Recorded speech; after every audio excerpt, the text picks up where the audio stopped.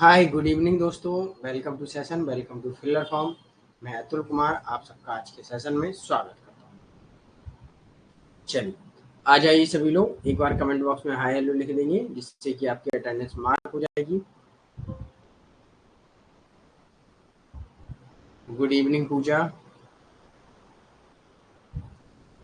Good evening Zoya.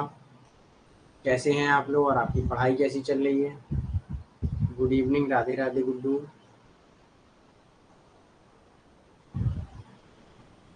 Good evening Anjani.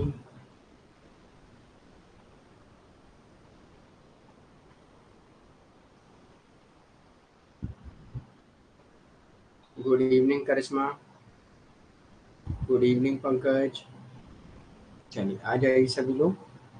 तो अभी तक के जितने भी सेशन हुए हैं आईआर के पार्ट फर्स्ट पार्ट सेकंड, इनमें अगर किसी भी स्टूडेंट का कोई डाउट हो तो बताइएगा। टेक केयर जो है, अपना ख्याल रखिएगा, है ना। स्वास्थ्य का विशेष ख्याल रखिएगा क्योंकि मौसम भी चेंज हो रहा है और वहाँ आपके एग्जाम भी पास आएंगे, है ना। ओके वेरी गुड, लेकिन क्लास करते रहिएगा, है ना। ख्याल रखिएगा अपना। चलिए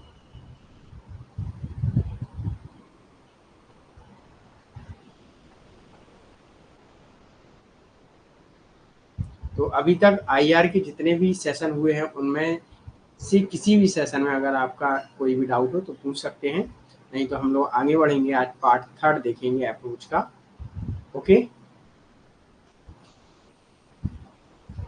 जिसमें हम लोग पढ़ेंगे आज सामाजिक social sorry social constructive theory. Okay, देखिए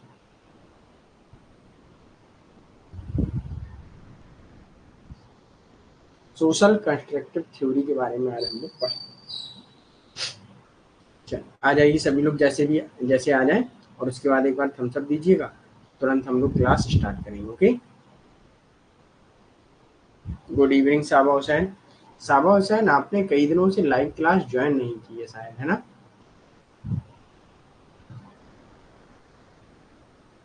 करिश्मा, बस थोड़ी बहुत खांसी है, जैसे तैसे कर रहे हैं मैनेज, है ना।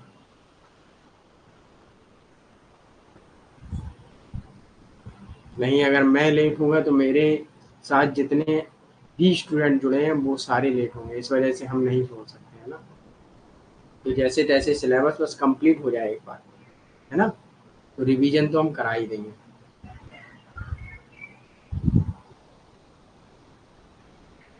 गुड इवनिंग कोमल। तो मौसम चेंज हो रहा है, इसीलिए सभी लोग अपना ख्याल रखिएगा। ओके, सभी स्टूडेंट ख्याल रखिएगा, जैसे कि साबा हुसैन को फीवर था, है ना, और यहाँ जोया को भी है, तो ख्याल रखिएगा अपना, क्योंकि एग्जाम आएंगे तो एग्जाम के टाइम आपको दिक्कत होगी। ओके, कोई बात नहीं साबा हुसैन, लेकिन मैनेज करिएगा। ओके, चलिए तो आज हम लोग देखेंगे सोशल कंस्ट्रक्टिव थ्योरी। ये सिंपल भाषा में से समझ लीजिएगा। जैसे व्यक्ति विचारों पर आधारित होता है, व्यक्ति एक वैचारिक होता है, सेम इस विचारधारा के थिंकर कहते हैं कि जो समाज है, जो विश्व है, वो वैचारिक रूप से चलता है। जैसे व्यक्ति के विचार होंगे वैसा समाज होगा। जैसा व्यक्ति विचारों से बना है वैसा ही समाज विचारों से बना है। अगर व्यक्ति के विचार सही होंगे तो समाज भी और विश्व भी वैसा ही होगा। सिर्फ इतनी सी बात कहते हैं। इसमें इम्पोर्टेंट थिंकर हैं, कुछ चीज़ें और इम्पोर्टेंट हैं उनके बारे में, थिंकर और उनकी बुक, तो ये भी हम लोग यहाँ देखेंगे। ओके, चलिए तो एक बार थम्स अप दीजिए और स्टार्ट करते हैं हम लोग, है ना। अब जो भी स्टूडेंट हैं वो आते रहेंगे, नहीं हम सभी लोगों को बस 5 मिनट वेट करते हैं जिससे कि सारे लोग आ जाएं, नहीं तो फिर आगे बढ़ेंगे। Okay very good.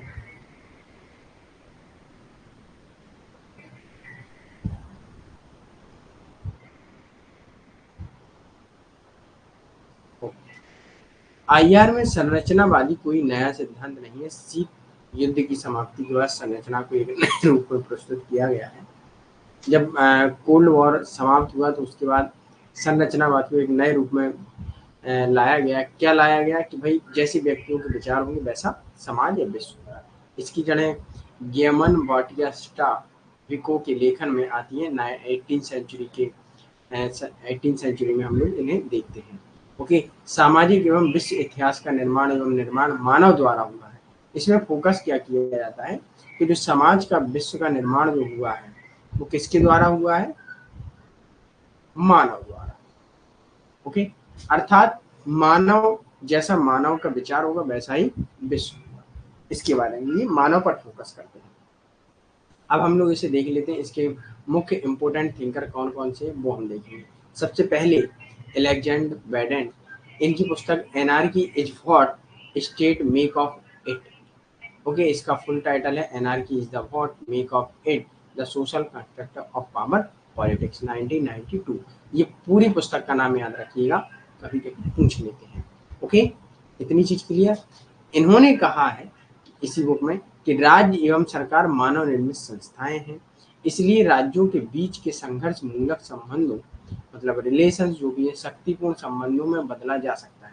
मतलब जो राज्यों के संबंध हैं जो संघर्षपूर्ण हैं उन्हें हम शक्तिपूर्ण या शांतिपूर्ण संबंधों में बदल सकते हैं, पीसफुल हम लोग रिलेशन बना सकते हैं। सॉरी, ठीक है, तो पीसफुल रिलेशन हम लोग बना सकते हैं। कैसे? पहली बात तो ये मानव निर्मित जितनी भी संस्थाएं हैं, मानव ने जैसी संस्थाओं का निर्माण किया होगा वैसी संस्थाएं बनी होंगी। जैसे कि अगर आप देखें आतंकवादी संगठन बनाते हैं तो उनके संगठन का उद्देश्य क्या होता है? एक आतंक करना होता है। और जो हम लोग एक वेलफेयर के लिए संगठन बनाते हैं उसका उद्देश्य क्या होता है? एक मानवता एवं कल्याण करना होता है। तो संगठन तो है, जरूरी नहीं कि संगठन सेम हो, है ना। संस्थाएं तो है, जरूरी नहीं कि सेम हो। जैसे व्यक्तियों ने बनाया होगा वैसा संगठन काम करेगा। ओके, तो इसीलिए ये विचारधारा के लोग कहते हैं कि राज्य एवं सरकार मानव निर्मित संस्थाएं हैं, मानव द्वारा बनाई गई इंस्टीट्यूशन है। तो ये संघर्ष मूलक संबंधों को शांतिपूर्ण में भी बदल सकते हैं, है ना। जब वो शांति से रह सकते हैं तो शांतिपूर्ण तरीके से भी बदल सकते हैं। इसलिए इस विचारधारा के थिंकरों के अनुसार कि कोई बाह्य वस्तु एवं सामाजिक यथार्थ नहीं है। मतलब को हम लोग कहते हैं कि अन्य विचारधाराएं जो पहले हम लोगों ने पढ़ी है, आदर्शवाद, यथार्थवाद, नव यथार्थवाद, नव उदारवाद, ये सारी विचारधाराएं पढ़ी हैं। तो इन्होंने क्या कहा कि कहीं बाहर से कहीं अंदर से हमारे ऊपर दबाव डालते हैं। और हमने और विचारधाराएं पढ़ी, वर्ल्ड सिस्टम थ्योरी, ये सारी चीजें हम लोगों ने पढ़ी हैं। ठीक है, तो इसमें क्या कहा गया था कि बाहरी शक्तियां हमारे ऊपर आधिपत्य है, इसलिए हमारे समाज को एक या विश्व को संघर्षपूर्ण बना दिया। लेकिन ये विचारधारा क्या कहती है कि ऐसा कहीं कुछ नहीं, सिर्फ मानव के जो विचार हैं, मानव निर्मित संस्थाएं हैं, उनको अच्छे से भी बना सकते हैं और खराब तरीके से। जैसे आतंकवादी संगठन अपना बनाते हैं अलग, नॉर्मल बैठते हैं, है ना।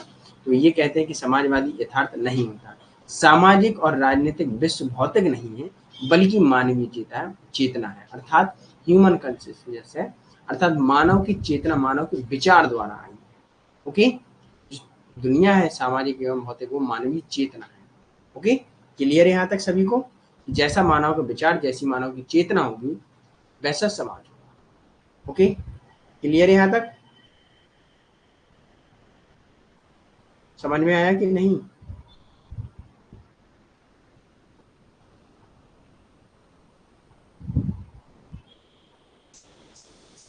एक बार थम्स अप दीजिए अगर यहाँ किसी भी स्टूडेंट का कोई डाउट हो तो पूछ सकते हैं।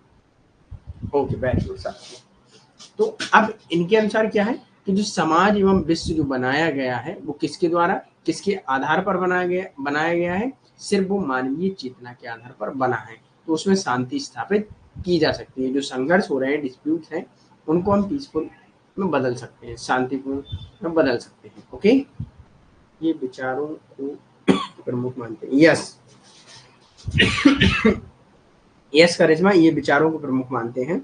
ह्यूमन पे डिपेंड है कि वो कैसे थ्योरी डेवलप करते हैं, मानव विचार पर है। हाँ, ह्यूमन की थ्योरी पर डिपेंड है। ओके, चल अब आगे क्या है? अंतरराष्ट्रीय व्यवस्था का सौरमंडल की भांति स्वतंत्र रूप से अस्तित्व नहीं होता है बल्कि इसका अस्तित्व लोगों की परस्पर चेतना के परिणाम स्वरूप होता है। अंतरराष्ट्रीय व्यवस्था मानव का वैचारिक एवं बौद्धिक निर्माण होता है। मानव की वैचारिक विचारों के द्वारा ही तो अंतरराष्ट्रीय व्यवस्था बनाई जाती है। आज G20 में क्या है? सभी लोगों के विचार देखे गए तो सभी लोग क्या चाहते हैं कि हमारा विश्व शांतिपूर्ण हो, है ना, और बौद्धिक निर्माण हो उसका। यही तो चाहते हैं सारे देश कि शांतिपूर्ण रहे, आराम से हम लोग जिए और आराम से खाएं और अपना विकास करें, यही सब चाहते हैं, है ना।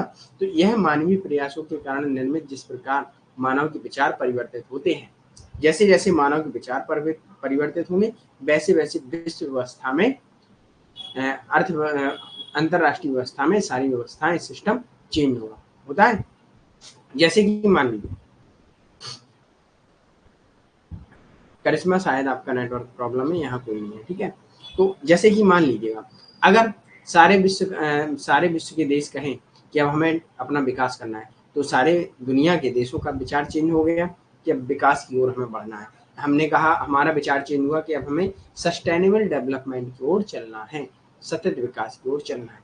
तो अब सारे देश मिलकर आएंगे, सभी ने एक विचार को पकड़ा, एक विचारधारा पकड़ी कि अब हम सस्टेनेबल डेवलपमेंट को चलेंगे। तो जैसे जैसे हम लोग उस पर चलेंगे वैसे वैसे समाज अंतरराष्ट्रीय व्यवस्था में परिवर्तन होगा। तो जैसे विचार एवं बौद्धिक निर्माण होंगे तो वैसे हमारे जो अंतरराष्ट्रीय सिस्टम है, व्यवस्थाएं हैं, वो चेंज होंगी। क्लियर है यहाँ तक?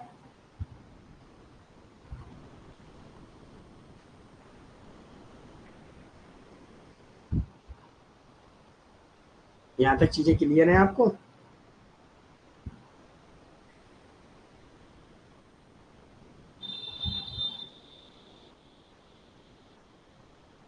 Okay, very good. उसी प्रकार अंतरराष्ट्रीय संबंधों में परिवर्तन होता है, जैसा कि हमने अभी बताया। इसलिए इन्होंने व्यवहारवादी व्यवस्थाओं को उपागम की आलोचना की, है ना, याद रखिए। चलिए आगे आते हैं, कुछ इसकी मुख्य धारणाएं हैं उनको हम लोग समझ लेंगे कि असम्पशन क्या है, उनको हम लोग समझेंगे। शास्त्रीय सिद्धांत अर्थात जितने भी पीछे सिद्धांतों के बारे में बात की गई है उनके बारे में, कि शीत युद्ध की समाप्ति या सामान्य रूप से परिवर्तन की भविष्यवाणी नहीं करते हैं। जितने भी शास्त्रीय सिद्धांत हैं वो क्या नहीं करते हैं कि शीत युद्ध समाप्त होगा या सामान्य रूप से परिवर्तित होंगे, तो उनकी भविष्यवाणी नहीं करते हैं। वे स्थिर थे, अंतरराष्ट्रीय संबंध गतिशील है।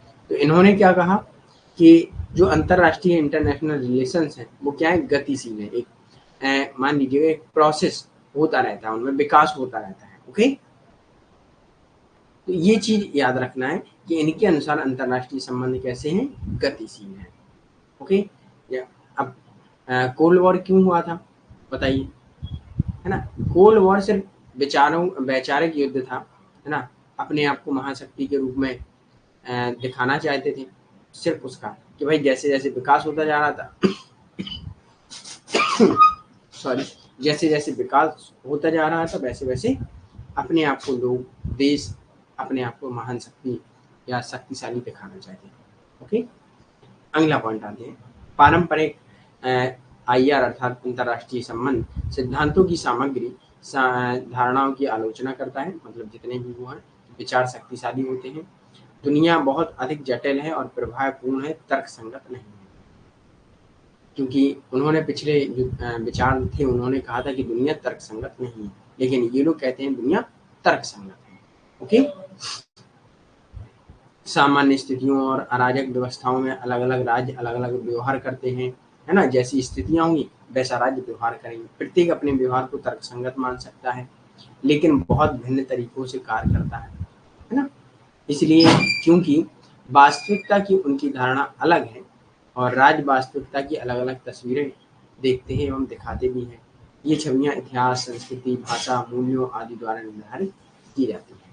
ओके, जैसे राज्य होंगे, जैसा उनका एनवायरनमेंट, जैसा कल्चर, जैसी लैंग्वेज, जैसी उनकी वैल्यूज एवं मोरल्स होंगे, वैसा राज्य विचार होंगे और विचारों के अनुसार ही उनके अंतरराष्ट्रीय संबंधों में परिवर्तन होता है। जैसे भारत क्या है, भारत की संस्कृति, भाषा सब कुछ अच्छी है, इसलिए आज भारत के बारे में लोग सुनते भी हैं, देखते भी हैं और संबंध बनाने की भी कोशिश करते हैं, है ना। क्योंकि भारत के अंदर क्या है, एक नैतिकता है, एक मानवीयता है। ओके, आगे बढ़ते हैं।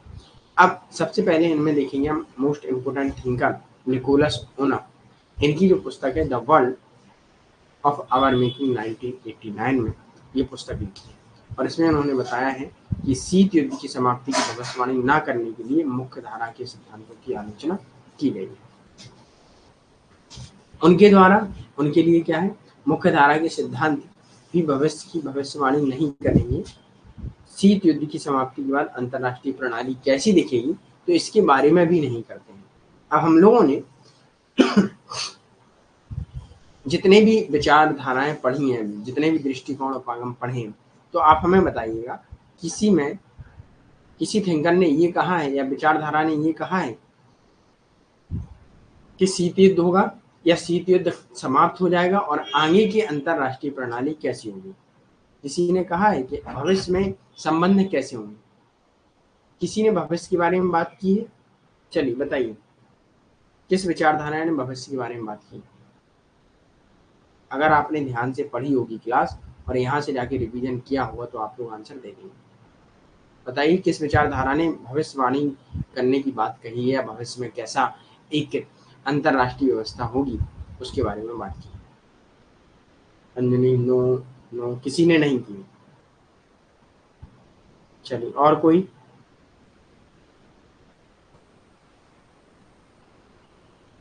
ओके जो है, चलिए और नो आ रहा है आंसर, है ना?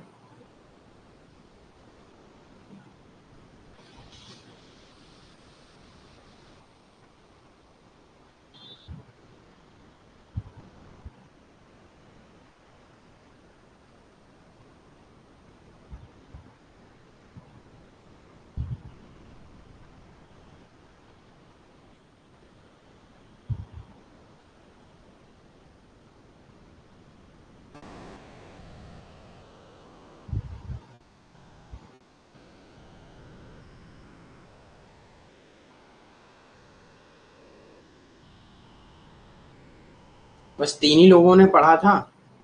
क्लास जब आए थे बस 3 ही लोग आए थे और कोई नहीं आया था, और यहाँ से जाके रिवीजन बस 3 ही लोगों ने किया है।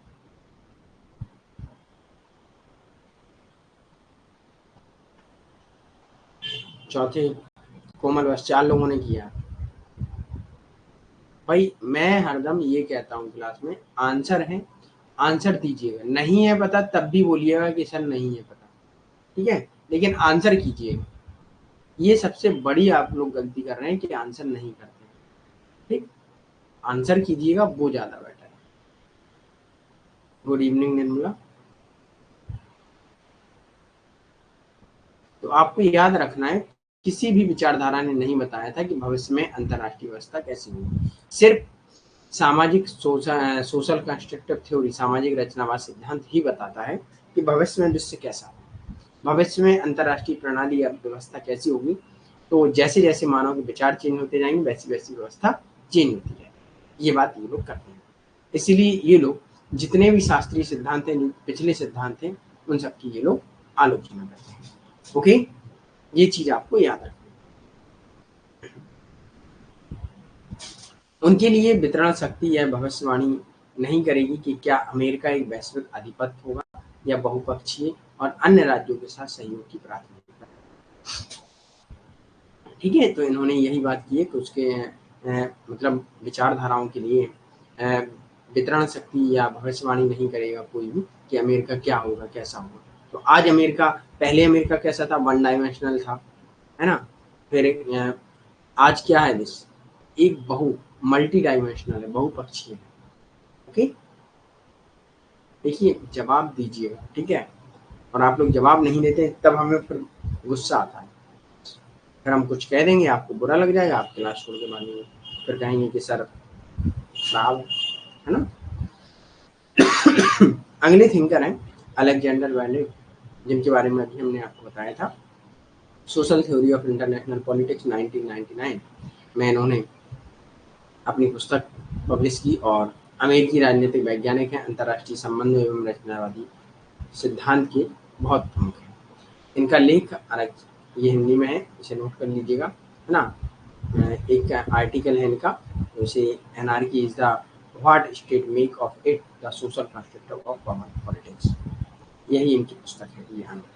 ओके, तो लोग वस्तुओं और लोगों के प्रति उन अर्थों के आधार पर कार्य करते हैं जो वस्तुओं के लिए। 1990 के दशक के अंत में द्विध्रुवीय बाइपोलर सिस्टम के विकास एवं इसके आत्मविनाश का एक वैकल्पिक स्पष्टीकरण प्रस्तुत किया या प्रस्तावित किया, जो संरचनावाद अंतर्राष्ट्रीय संबंध सिद्धांतों के लिए एक मजबूत चुनौती बन गया और सबसे ऊपर नव यथार्थवाद। तो इसमें इन्होंने 1980 के दशक में इन्होंने बताया कि द्विध्रुवीय जो प्रणाली थी क्या थी, एक यूएसएसआर और एक यूएसए, तो उसको स्वयं में अपने आत्मविनाश हो गए और फिर आज विश्व मल्टीपोलर। ओके, चलिए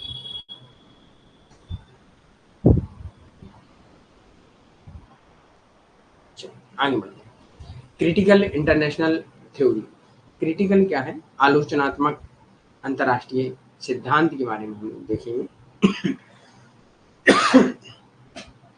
सबसे पहले ये 1923 फ्रैंकफर्ट स्कूल, डेट याद रखिए, 1923 फ्रैंकफर्ट स्कूल से होता है। नव मार्क्सवाद दर्शन का बना। अच्छा, नव मार्क्सवाद और मार्क्सवाद में अंतर क्या है, किसी को पता है? चलिए बताइए।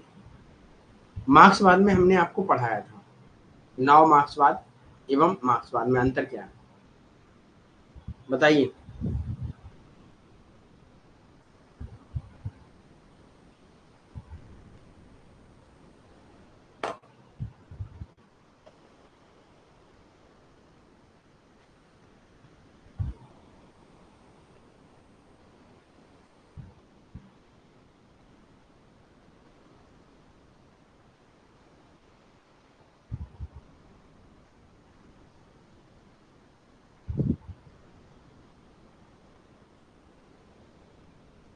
नहीं है पता, ओके गुड, बस ऐसे ही कह दीजिए कि भाई नहीं है पता, नहीं है पता, खत्म। नव मार्क्सवाद में क्या है, ये लोग कहते हैं कि अब जो दुनिया है वो कैसे हमारे ऊपर या हमारा शोषण कैसे हो रहा है, वैचारिक आधार, हमारी बौद्धिक क्षमता पर अपना आक्रमण करके जो पूंजीपति वर्ग है, अधिसंरचना है, सुपर स्ट्रक्चर है, वो हमारे ऊपर आधिपत्य जमाए और हमारा बौद्धिक शोषण कर रहे हैं। ओके, तो फ्रैंकफर्ट स्कूल के सिद्धांतकारों ने कार्ल मार्क्स एवं सिगमंड फ्रॉइड की आलोचनात्मक पद्धति का उपयोग किया।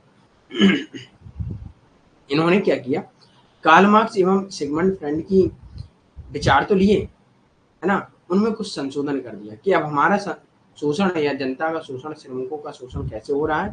पहले दासता के आधार पर होता था, पहले पूंजीपति वर्ग करता था, अब पूंजीपति वर्ग ने शोषण करने के तरीके चेंज कर दिए।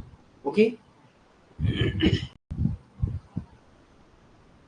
चलिए, आलोचनात्मक सिद्धांत मार्क्स के आर्थिक एवं वैचारिक अधिसंरचना के बीच के संबंध सैद्धांतिक सूत्रीकरण के बहुत अधिक प्रेरित है और इस बात पर ध्यान केंद्रित है कि शक्ति और वर्चस्व कैसे संचालित होता है, विशेष रूप से अधिसंरचना के दायरे में। जैसे कि हमने आपको बताया था, ग्रामसी को आपने डायग्राम हमने आपको दिखाया था ग्रामसी के बारे में, है ना, कि स्कूल, घर और हमारे चारों तरफ का पर्यावरण कैसे हमारे ऊपर अधिपत्य जमाए।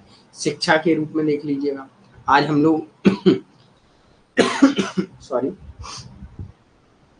वेस्टर्न कल्चर अपनाते हैं, वेस्टर्न एजुकेशन देखते हैं, तो कहीं ना कहीं उनकी शिक्षा के अनुसार आज हम लोग चल रहे हैं। इंग्लिश में जाएंगे तो कभी आपने देखा है जो इंग्लिश मीडियम के स्टूडेंट होंगे वो, उन्होंने मम्मी पापा, है ना, अपने गार्जियंस के कभी सुबह मॉर्निंग उठकर पैर छू के स्कूल गए होंगे? नहीं गए, right. Good morning, good evening, good afternoon, ये चलता है ना। मदर मदर फादर चलता है ना, मम्मी पापा नहीं चलता जो हमारे यहाँ चलता है। एक उनके शब्दों में और हमारे शब्दों में, दोनों में बहुत अंतर है। उनके सिर्फ शब्द हैं और हमारे शब्दों में क्या है, एक इमोशंस है, राइट। ये चीजें बहुत ध्यान देना है, ठीक है। तो ये क्रिटिकल इंटरनेशनल थ्योरी सिर्फ यही कहती है कि आज अंतर्राष्ट्रीय व्यवस्था में या अंतर्राष्ट्रीय स्तर पर क्या है, एक आलोचनात्मक मतलब विचारों, वैचारिक हमारे ऊपर अधिपत्य है। ओके, ये चीज है। यस, यह सिद्धांत वास्तविक आभास अभ्यास के बीच संबंध का विश्लेषण करता है ना। आलोचनात्मक सिद्धांत शब्द नारीवादी, उत्तर संरचनावादी, संरचनावाद एवं उपनिवेशवाद, ये सारे हम शब्द पढ़े थे, है ना, तो इनके बारे में हमने आपको सबको पढ़ाया। ओके, ये चीज यहाँ याद रखिएगा। यहाँ तक क्लियर है सभी को? अब यहाँ तक अगर किसी स्टूडेंट का डाउट है तो अभी पूछ सकते हैं। ओके,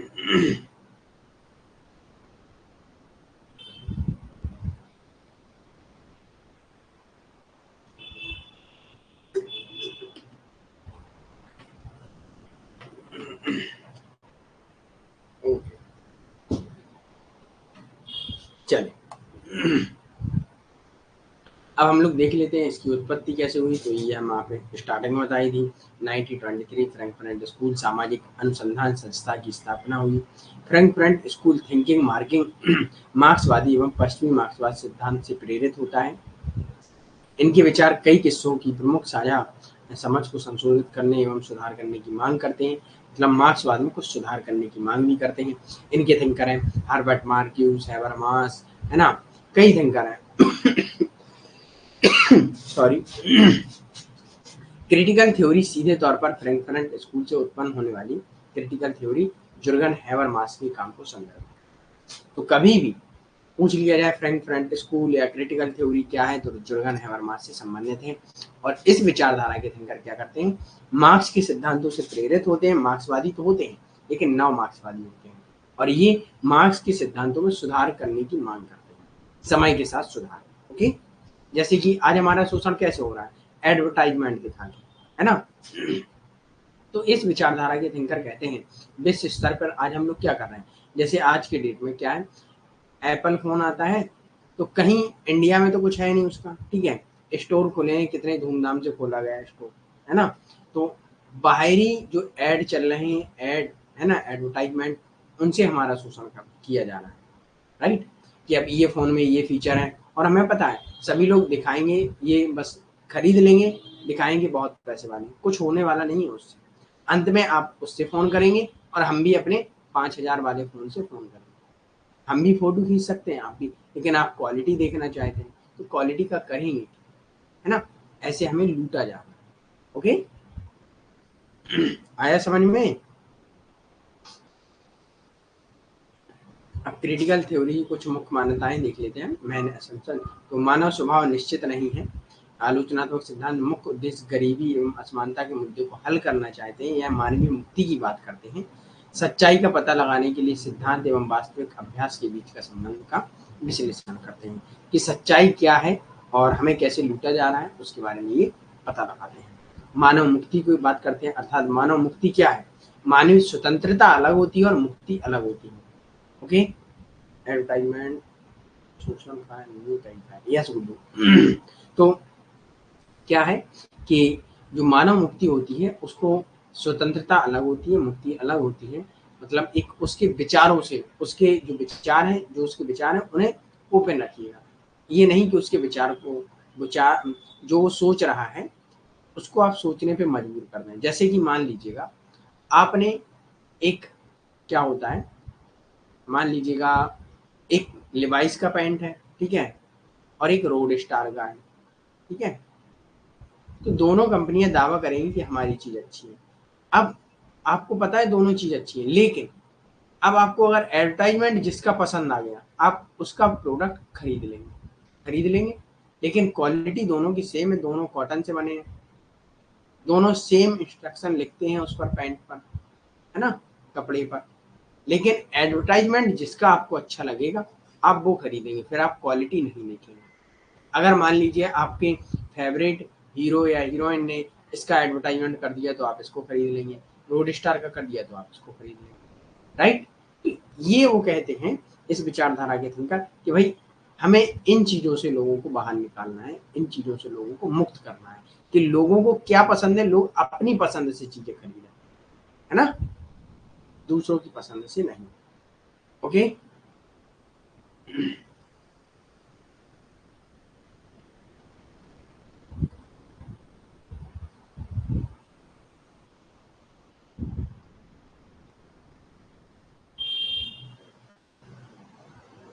क्लियर है यहाँ तक। चल, अब आते हैं अंतर्राष्ट्रीय संबंधों का नारीवादी परिप्रेक्ष्य, है ना, feminist perspective of international relations के बारे में हम लोग पढ़ेंगे। यहाँ देखा जाएगा कि अंतर्राष्ट्रीय संबंध में नारी की स्थिति क्या है।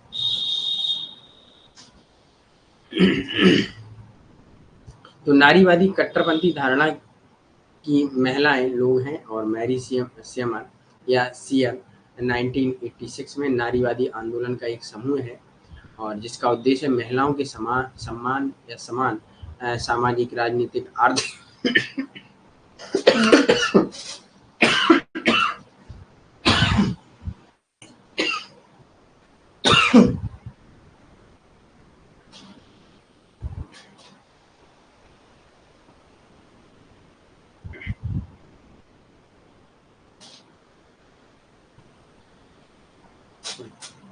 सॉरी।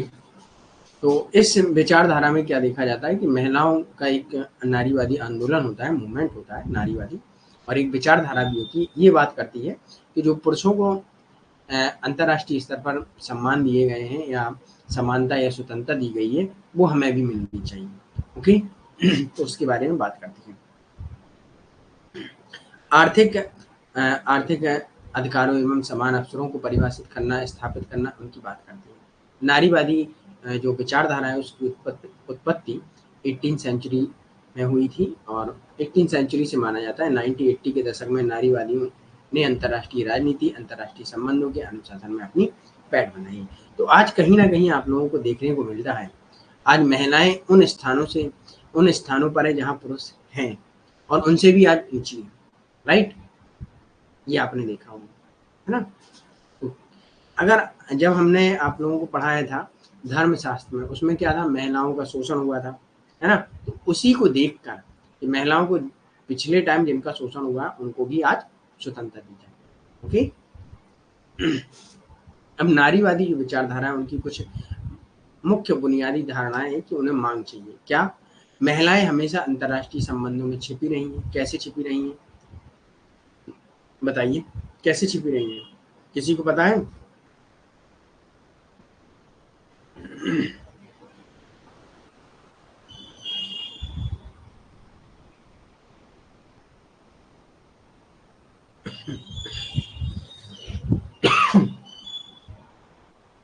नहीं है किसी को पता? चलो देखते हैं। महिलाएं अंतर्राष्ट्रीय संबंधों में पुरुष प्रधान निर्णय लेने के प्रत्यक्ष शिकार रही हैं। कैसी रही हैं? जो जितने भी युद्ध हुए हैं उसके निर्णय किन्होंने लिए? पुरुषों ने लिए।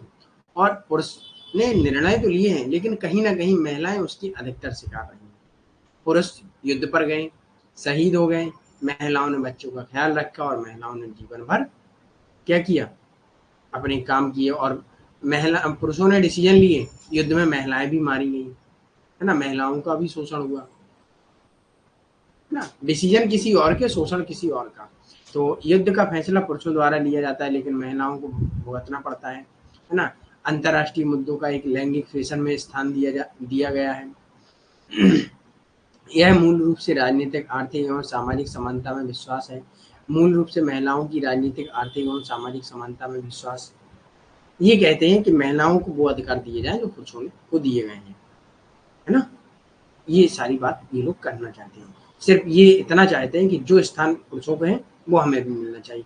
अब जब नारीवादी हम लोग विचारधारा पढ़ेंगे, शायद अभी हम लोगों ने यूनिट नंबर फर्स्ट में नहीं पढ़ी है, वहाँ पढ़ेंगे, वहाँ हम लोग देखेंगे फेमिनिस्ट वेव्स भी पढ़ेंगे, धाराएं, विचारधारा, सॉरी एक लहर कितनी है नारीवाद की, है ना, वो भी हम लोग पढ़ेंगे। यस अंजनी।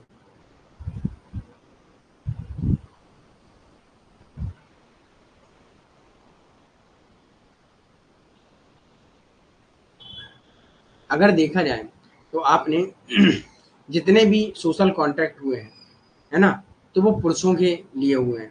हम लोगों ने जॉन लॉक, हॉब्स में पढ़ा है, तो जितने भी सोशल कॉन्ट्रैक्ट हुए हैं, रूसो में भी पढ़ा है, उसमें क्या हुआ था, पुरुषों द्वारा निर्णय लिए गए थे, है ना। चलो अब आते हैं जे ए टिकनर अर्थात जूथिट ए टिकनर। इन्होंने 1973 सबसे इम्पोर्टेंट थिंकर है। यहाँ से एक क्वेश्चन बनता है कि किस नारीवादी थिंकर ने हैंस मॉर्गेनथाउ हैंस मॉर्गेनथाउ के 6 प्रिंसिपल को चेंज करने की बात की है ना। तो जोएथ टेक्नर ने सॉरी जे ए टेक्नर या जूथिट ए टेक्नर ने कही है तो उसे भी हम लोग देखेंगे। अंतर्राष्ट्रीय संबंधों में सबसे प्रभावशाली नारीवादी हैं। उन्होंने अपने सिद्धांत एवं व्यवहार में लिंग को हटाने के लिए मुख्य धारा के अंतर्राष्ट्रीय संबंध एवं सिद्धांतकारों की आलोचना की। उन्होंने कहा जितनी भी थ्योरी एवं व्यवहार है, बिहेवियर है, उनमें लिंग को हटा देना चाहिए। ओके, तब सारी व्यवस्थाएं सही हो जाएंगी। इसीलिए उन्होंने कहा है कि हेंस जो मॉर्गेनथाउ हैं मॉर्गेनथाउ के जो 6 प्रिंसिपल हैं उनको फिर से तैयार किया जाना चाहिए, है ना, क्योंकि वहां पुरुष शब्द है तो वो महिलाओं के लिए भी देखना चाहिए। Okay, clear. इनकी कुछ इंपोर्टेंट पुस्तक हैं, ये आपको याद रखनी है। Gender in international relation, gender in world politics, a feminist movement through international relation, है ना, ये चीजें आपको याद रखनी है।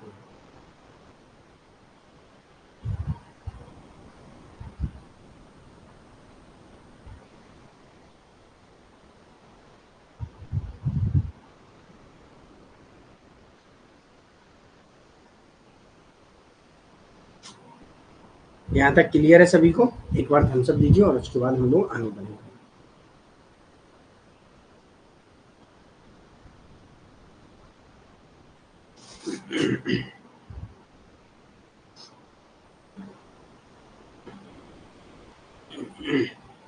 Okay, very good.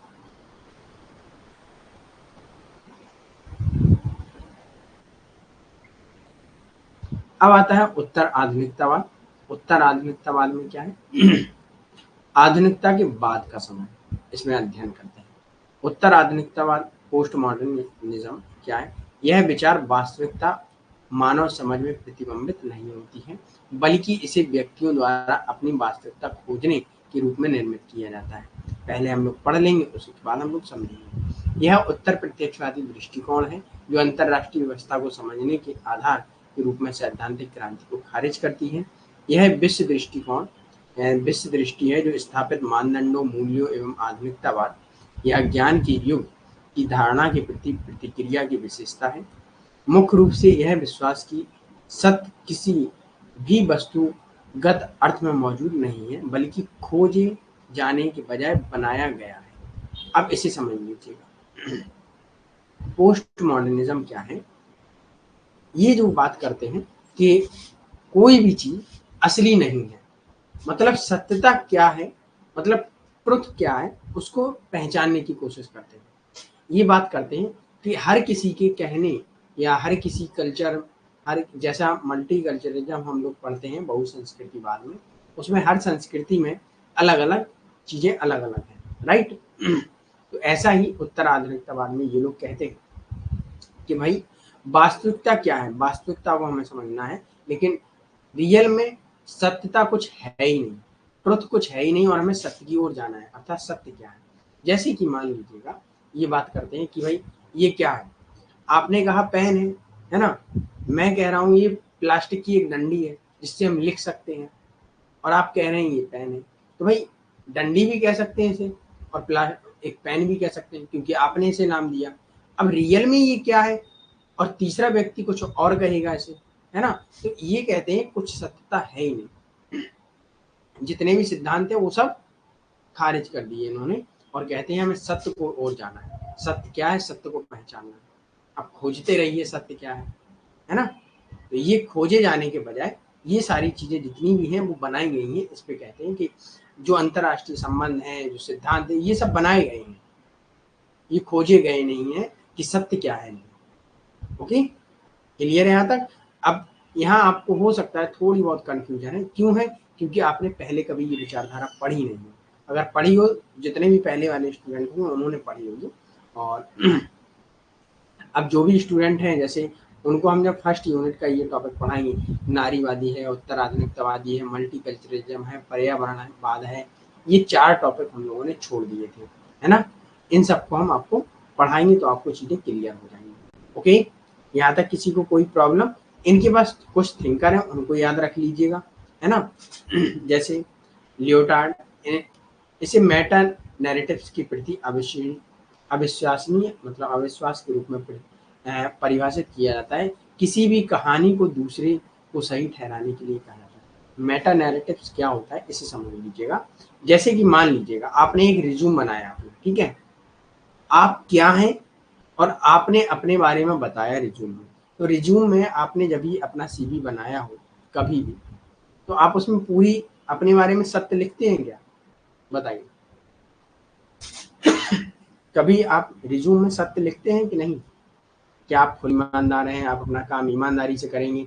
आप जब गवर्नमेंट जॉब के लिए फॉर्म भरते हैं तो उसमें सब कुछ लिखा रहता है ना? जब जॉब पर जाएंगे तो उसमें सब लिखा होगा कि आप अपना काम ईमानदारी से करेंगे, कि आप कभी धोखा नहीं देंगे किसी को। तो सारी चीजें होती हैं, क्या आप वैसा करते हैं? नहीं करते हैं ना। अब आप अपने आप को सही ठहराने के लिए अपना रिज्यूम प्रस्तुत करते हैं कि हम ऐसे ऐसे हैं, तो आपने अपने आप को मतलब एक कहानी को सुनाने के लिए दूसरी कहानी सुनाते हैं, ये बात करते हैं कि रियल में कुछ सत्य है ही नहीं, है ना। रिज्यूम हमने पढ़ा, रिज्यूम में वो सत्य है ही नहीं जो आपने लिखा, है ना। गुड्डू हमें बताइए कहाँ सही लिखते हैं आप? एक्सपीरियंस अगर आपसे पूछा जाए कि कितना है, तो आप 6 मंथ की जगह 1 साल कर देते हैं कि जल्दी से हमें प्लेसमेंट मिल जाएगा, होता है। तो ये चीजें रिज्यूम में कोई भी सत्य नहीं लिखता है, ठीक है। और रिज्यूम पढ़ने वाला वो उसे सत्य मान लेता है, लेकिन रियल में अगर देखा जाए रिज्यूम में जो चीजें लिखी हैं वो सत्य नहीं है। आप नीचे लिखते हैं कि मैंने जितना भी एजुकेशन गेन किया है या जितनी भी हमारी डिग्रियां हैं वो सारी ओरिजिनल है और उन्हें हमने एकदम किया है। हो सकता है आपने कोई डिग्री या डिप्लोमा खरीदा हो सकता है उसे किया हो, पैसे देकर पास हुए हो, ये भी तो हो सकता है। तो कहाँ उसमें सत्यता है? लेकिन जो सामने वाला व्यक्ति पढ़ रहा है वो उसे सत्य समझ रहा है, लेकिन रियल में वो सत्य नहीं है ना। समझ में आ गया? जैसे कि मान लीजिएगा एक किताब हम पढ़ते हैं, ठीक है। मान लीजिए हमने कोई नैतिकता पर किताब पढ़ ली, तो किताब में कुछ अलग है और पढ़ने वाले, जैसे मान लीजिएगा नैतिकता के बारे में जो मोरालिटी के बारे में एक थिंकर ने लिखा कि ऐसी ऐसी नैतिकता है। थिंकर ने अपने विचारों से लिखा, लेकिन आपने पढ़ा तो आपने कहा कहीं ऐसी नैतिकता नहीं होती है। शायद वो थिंकर हर बार जितने व्यक्तियों से मिला हो वो सारे व्यक्ति हेल्प करने के लिए मिले हों, इसलिए उसने नैतिकता के बारे में बढ़ा चढ़ाकर लिख दिया। और आपने पढ़ा, आपने कहा वो सब झूठ है, क्योंकि आप कई व्यक्तियों से मिले होंगे, आपके साथ कोई मानवीय कार्य हुआ ही नहीं हो, है ना। पढ़ने वाले और लिखने वाले दोनों के सत्य में अलग अलग है। ओके, आया समझ में? बताइए, यहां तक क्लियर है कि दोनों चीजें अलग अलग हैं। इसीलिए ये लोग कहते हैं कि जो सत्य है वो कभी है ही नहीं। हर एक हम सत्यता के लिए एक कहानी सुनाते हैं।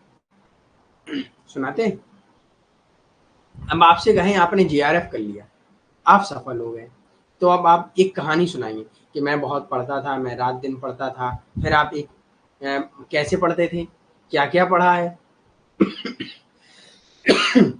ना। तो आप जो चीजें कहेंगे वो अगला मान लेगा, वो चीजें फॉलो करेगा, और उसका जेआरएफ नहीं होगा तो वो समझेगा ये सत्य है ही नहीं, लेकिन आपका हो गया।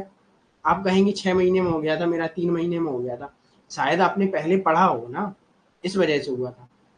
और अगला नया कैंडिडेट आ जाए जेआरएफ करने के लिए, उसे पॉलिटी का पी भी पता नहीं है, और वो कहे हमारा 3 महीने में नहीं हो रहा है, तो कहाँ से हो जाए? तो सत्यता अलग है, कहते हैं। ओके, चलिए।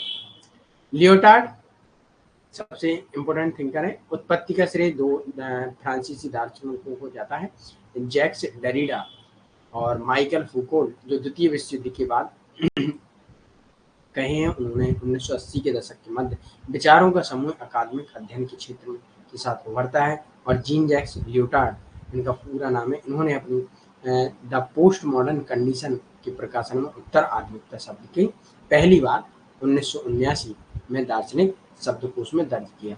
तो उत्तर आधुनिकता शब्द को पहली बार किसने यूज किया? तो जीन फ्रैंकॉफ लियोटार्ड ने किया। ओके, और फ्रांसीसी 2 उत्पत्ति का श्रेय किसे जाता है? Jacques Derrida and Michael Foucault. Okay, क्योंकि इन्होंने जो पोस्ट मॉडर्निज्म शब्द है उसको एक अपने शब्द या शब्दकोश में डिक्शनरी में दर्ज किया था, इसलिए इन्हें शब्द को पहली बार यूज करने के लिए हम लोग कहते हैं। तो दोनों के जो क्वेश्चन है वो अलग अलग पूछे जा सकते हैं कि किस थिंकर ने उत्तर आधुनिकता शब्द को पहली बार यूज किया है।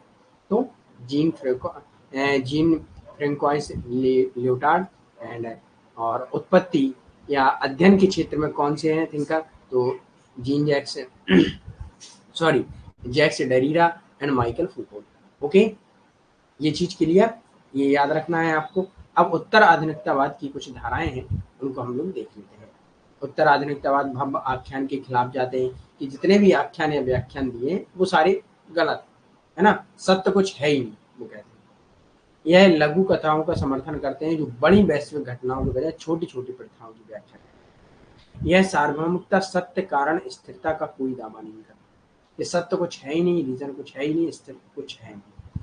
जोर हर संस्कृति समाज पर है जो अपनी वास्तविकता का निर्माण करता है। हर संस्कृति अपने अनुसार अपनी वास्तविकता का निर्माण करती है। जैसे कि आपने इसे पेन कहा, ठीक है, अब हमने इसे प्लास्टिक की एक डंडी कह दी, ठीक है, तो अंतर है ना, अलग अलग, राइट।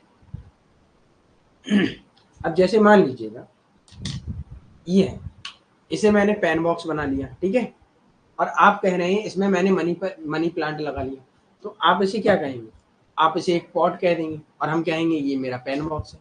तो अंतर अलग अलग है, आपने यूज किया वैसा अंतर होगा, है ना, क्लियर।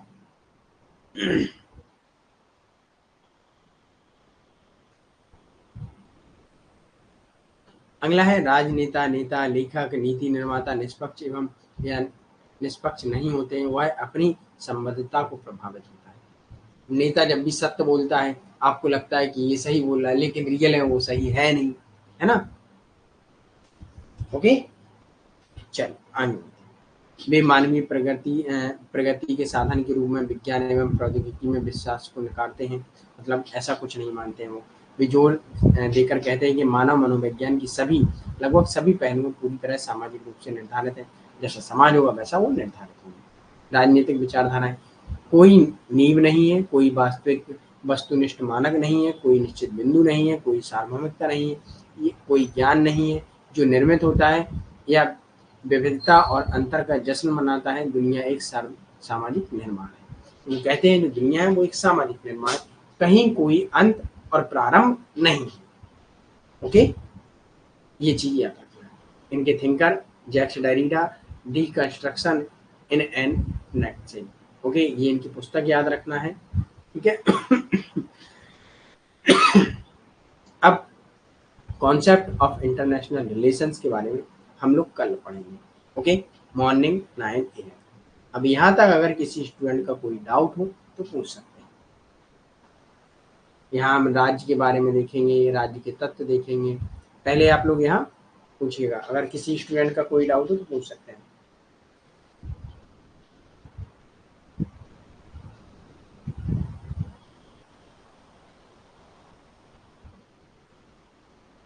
अब चीजें जब एक दो बार आप पढ़ लेंगे उसके बाद रिवाइज कर लीजिएगा, है ना। रिवाइज करेंगे, बार बार देखेंगे तो चीजें आपको कन्फर्म हो जाएंगी। चलिए, अब किसी स्टूडेंट का कोई डाउट?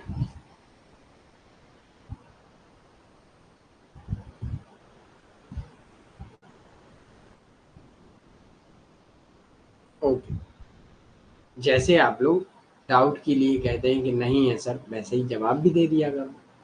नाराज कराते हैं हम, बस गुस्सा दिला देते हैं, है ना। जवाब दिया करो, चाहे सही हो गलत हो कुछ भी हो, कम से कम हमें पता तो चल जाए। भाई देखिए, ऑनलाइन में ना आप किसी से मिले ना मैं किसी से मिला, है ना, बस नाम से सब लोग परिचित हैं, ठीक, एकदम डिजिटल वे में है ना। तो यहाँ इज्जत का ख्याल मत रखिएगा कि मेरी बेइज्जती हो जाएगी।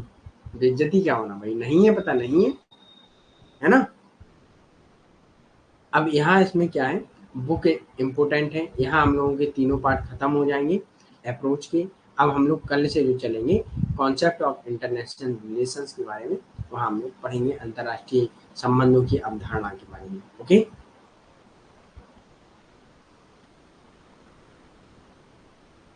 चलो, okay, thank you for today session watch and most welcome. मिलते हैं हम लोग कल सुबह 9 AM। क्वेश्चन करते हो तो आंसर में कंफ्यूज हो जाते हैं।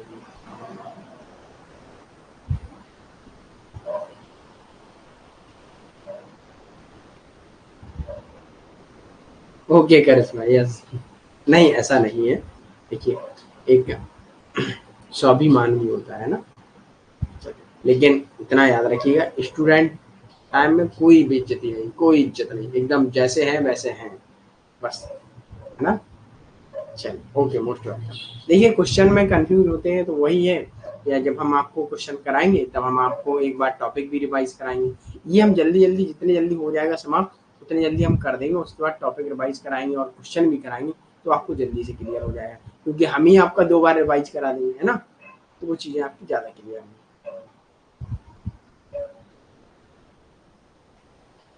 ओके, बाय, गुड नाइट, पढ़िएगा, ख्याल रखिएगा, और जो भी बीमार है वो अपने स्वास्थ्य का ख्याल रखिएगा, है ना। पहले स्वास्थ्य, उसके बाद पढ़ाई। जब आप स्वस्थ होंगे तभी तो पढ़ाई होगी, बिना स्वास्थ्य के कुछ नहीं हो सकता। ओके,